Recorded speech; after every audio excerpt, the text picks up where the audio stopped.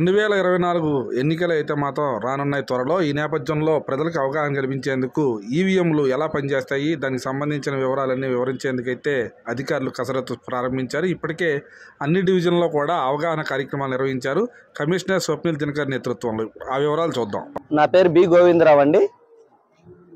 నేను రెవెన్యూ ఇన్స్పెక్టర్ని.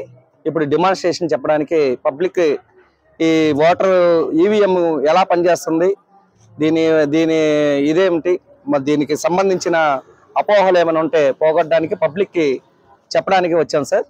ఇది కంప్లీట్గా ఈవీఎం అంటే ఎలక్ట్రానిక్ ఓటింగ్ మిషను. ఇదేమో బ్యాలెట్ యూనిట్. బ్యాలెట్ యూనిట్లో ఎంతమంది అయితే క్యాండిడేట్స్ ఉంటారో ఆ క్యాండిడేట్స్ 15 మంది ఉన్నారు ఇక్కడ. అలాగే నన్ ఆఫ్ ది అబౌవ్ అంటే నాటో కూడా ఉంటుంది. ఈ 16 మందికి ఓటింగ్ ప్యాడ్ ఇది ఉంటుంది, బ్యాలెట్ యూనిట్ అనేది ఉంటుంది సార్. దీనికి అనుసంధానంగా ఉంది. ఓటు ఎవరికి వేసాము అన్నది ఇక్కడ డిస్ప్లే ద్వారాగా పబ్లిక్కి తెలుస్తుంది. వాళ్ళు 1వ నెంబర్ నొక్కితే 1వ నెంబర్ వస్తుంది, 2వ నెంబర్ నొక్కితే 2వ నెంబర్ వస్తుంది. అలాగే 16వ నెంబర్ నాటో నొక్కితే నాటో వస్తుంది.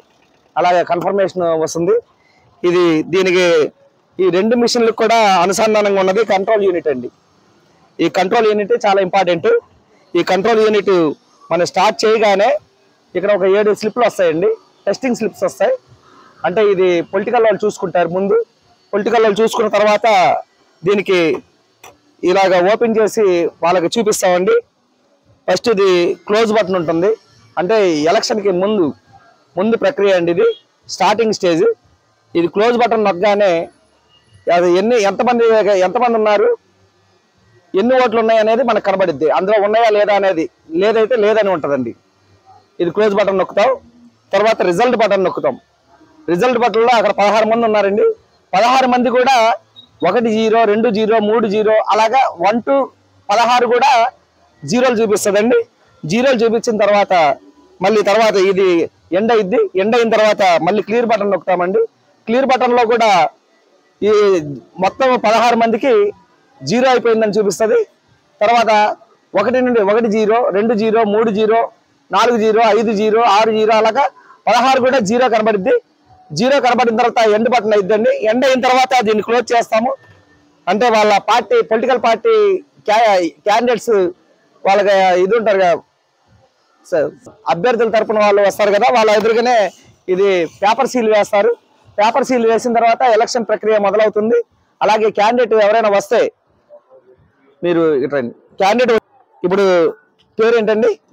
నవీన్ గారు వచ్చారు. నవీన్ గారిని అక్కడ పార్టీ వాళ్ళు క్రాస్ చెక్ చేసుకుంటారు. నవీనా కాదా అని అడుగుతారు.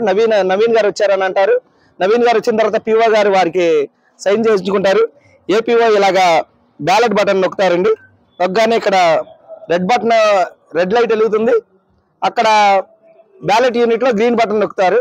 అప్పుడు క్యాండిడేట్ వాళ్ళకి ఇష్టమైన వాళ్ళకి గుర్తుని నొక్కుతారు. నొక్కిన తర్వాత వారు డిస్ప్లే చూసుకునే అవకాశం కూడా ఉంది. ఇలాగా వారు ఏదైతే నొక్కారో వారి కన్ఫర్మేషన్ అయింది. అయిన తర్వాత ఈ ఓటు పోలవడానికి బీప్ సౌండ్ వస్తుందండి. ఈ బీప్ సౌండ్తో వారి ఓటు కన్ఫర్మేషన్ చేస్తారండి. అదండి అవగాహన.